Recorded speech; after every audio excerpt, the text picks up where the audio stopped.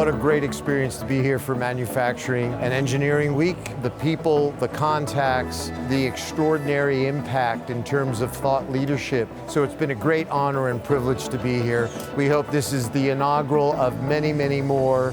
It's been a great time here at the Manufacturing and Engineering Week.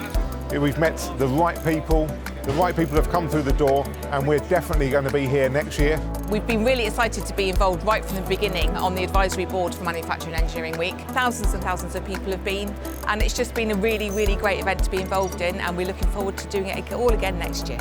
I must have seen 1,000 manufacturing shows over my time, and it's always a great pleasure to see the excitement at a show like this. This has started big, so the community engagement's really, really high. Seeing the manufacturing community getting back together and having conversations about some of the difficult issues that are facing all of us is really, really healthy.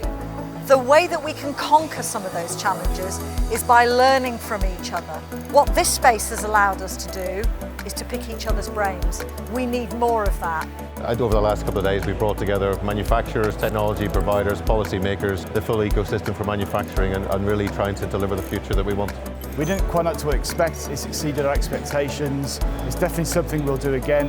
We've had really engaging conversations with our customers and suppliers, and just great to be back in this kind of format and with so many people attending the event. We've seen a lot of great energy, there's been great innovation. We've had loads of face-to-face interactions the last couple of days, and it's been really good from our perspective. So for us, we're definitely going to re-sign next year and can't wait.